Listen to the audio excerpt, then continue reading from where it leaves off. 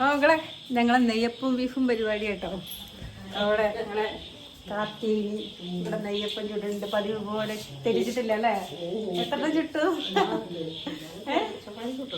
ചുട്ട് ഏകദേശമൊക്കെ ആയിട്ടുണ്ട് കേട്ടോ. Hi hello. അപ്പോൾ എന്തൊക്കെയുണ്ടോ വിശേഷം? എല്ലാവർക്കും സുഖം. അപ്പോൾ എല്ലാവർക്കും സുഖമാണ് വിചാരിക്കും കേട്ടോ. അപ്പോൾ എന്നതാ ഞാൻ വന്നിട്ടുള്ളത് ഞങ്ങളുടെ പെരുന്നാൾ തലേന്ന് നെയ്യപ്പവും ബീഫും വീഡിയോ ആയിട്ടാണ് കേട്ടോ. ഇതെല്ലാ വർഷവും ഞങ്ങൾ ഉണ്ടാക്കുന്നതാണ്. ചെറിയ പെരുന്നാൾക്കും വലിയ പെരുന്നാൾക്കും നമ്മൾ പെരുന്നാളിൻ്റെ തലേന്ന് നമ്മളിവിടെ സ്രാമ്പിക്കൽ വീട്ടിൽ കൂടും കേട്ടോ. സ്രാമ്പിക്കൽ വീട് എന്ന് പറഞ്ഞാൽ നമ്മൾ എളാപ്പാൻ്റെ വീടാണ്.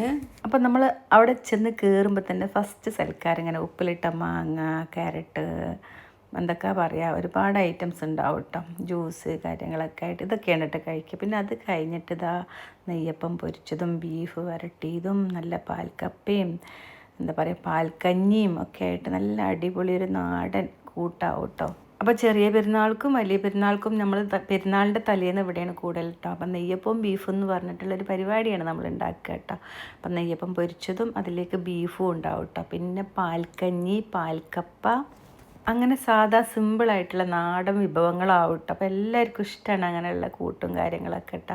അപ്പോൾ നമുക്കെല്ലാവരും കൂടെ ഇരിക്കുക, അതൊക്കെ തന്നെ ഒരു രസമാണ്. അപ്പോൾ നമ്മൾ പിള്ളേരൊക്കെ നമുക്ക് മൈലാഞ്ചി ഇട്ട് തരും.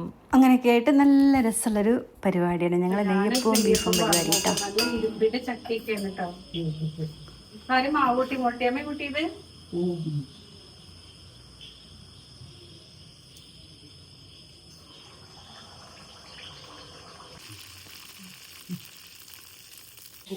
എൻ്റെ ചാനൽ കാണുന്ന ആൾക്കാരൊക്കെ കേട്ടോ.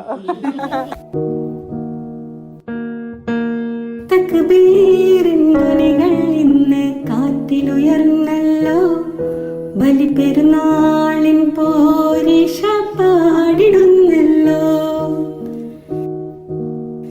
ബിരിയാണി, നെയ്ച്ചോറ്, തേങ്ങാച്ചോറ് വെച്ച് വിളമ്പുന്നേ, കൂട്ടുകുടുംബങ്ങൾ വട്ടത്തിൽ കൂടി ഒപ്പന പാടുന്നു.